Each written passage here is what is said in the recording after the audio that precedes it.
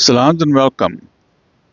October is Breast Cancer Awareness Month globally, and as well as here in South Africa, we are sharing or highlighting the issue of breast cancer. Breast cancer is one of the most common cancers worldwide, and one of the reasons for that is because of advances in detecting breast cancer at an early stage. Remember that for all types of cancer, the earlier that it is found, the better are your chances for recovery and for improvement. And sadly, this once again has got to do with money.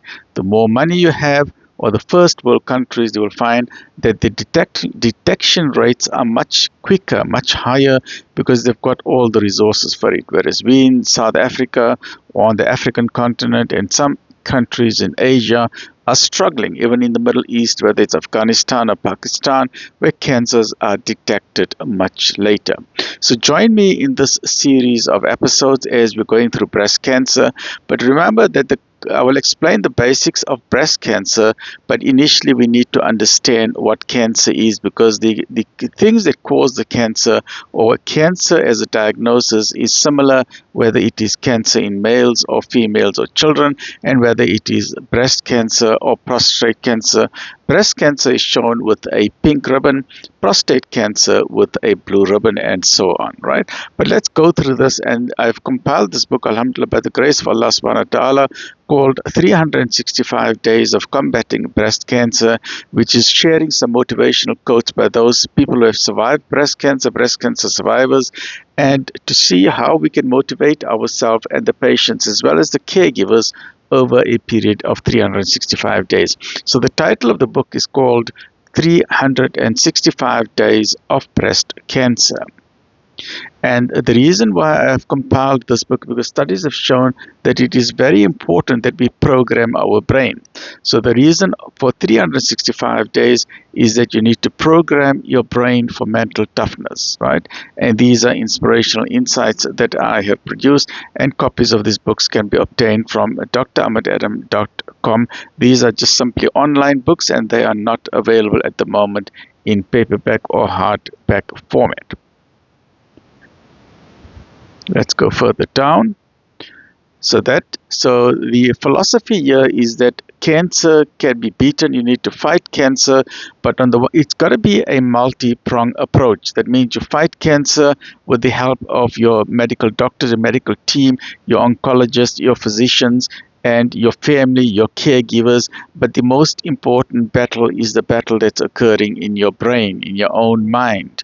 Because no matter how much care you got around you, if your mind is not focused on combating or fighting this cancer, then your surrounding teamwork will not be that cooperative or responsive to your needs. So the first battle that you need to fight is the battle in your brain. So even though this book is called 365 days, it's the intention here is that the patient or the caregivers read through one quote per day. But you can read 2 quotes per day, or if you read 3 quotations per day, then you can finish this book simply in 1 month's time. Right, let's go further down. And we're coming to the index or the topic pages, right? The book is made up of, I'll tell you how many chapters there are in this book. It's made up of 18, okay, that's including the appendix, right? 18 chapters. Here it starts with some books that I've got available online, a brief bio about myself, and then chapter 3 starts with the introduction itself. This is basically just the preface or the forward to the book. Then the introduction starts on page 14. Then I'm going to look at topics of breast cancer basics, the treatment of breast cancer, the outcomes that one can expect, some statistics, the psychology of breast cancer. This is very, very important, because as I mentioned, breast cancer basically is a battle that you're fighting in your brain. This is a battle in your brain of people, in your mind.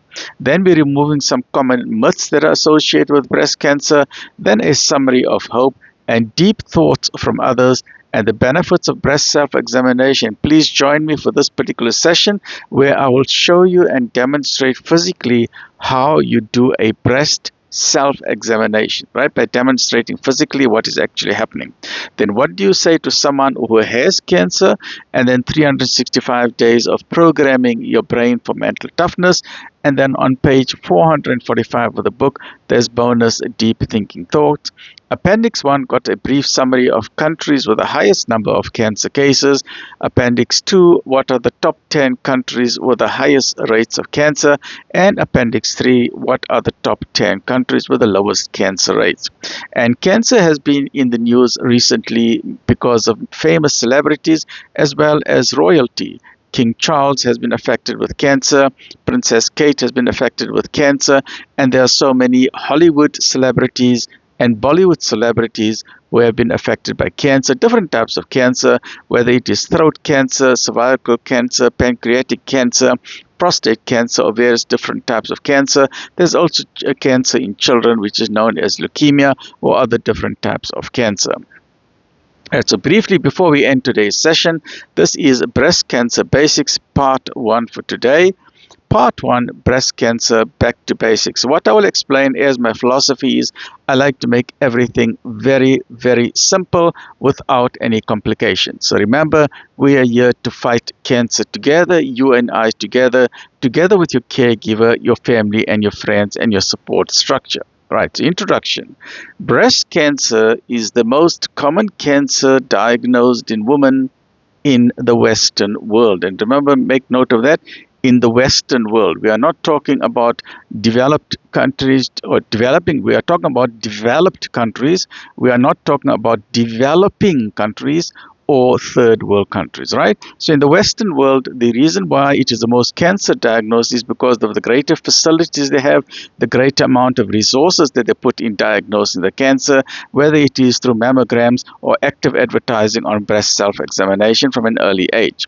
Right, so coping with cancer is a cause of extreme stress for the patients and their families, right? When cancer affects, as a medical doctor, I can tell you there's two types of things that affect the entire family. One, if you are suffering from financial difficulty or poverty, or you've got high levels of debt, that affects every person in that house, because the only thing you're talking about the whole day is about money or the lack of money.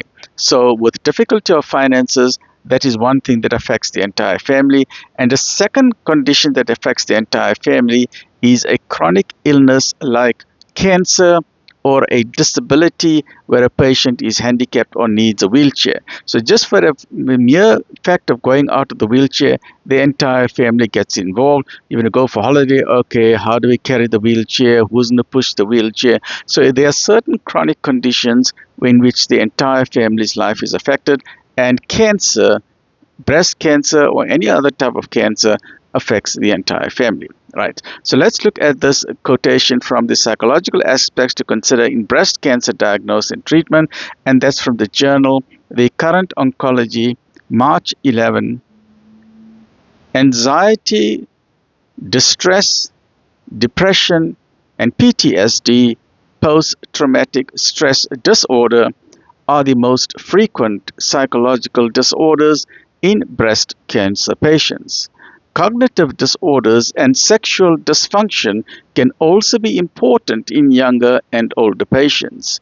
Younger and older patients show different characteristics of these disorders and different strategies of managing them.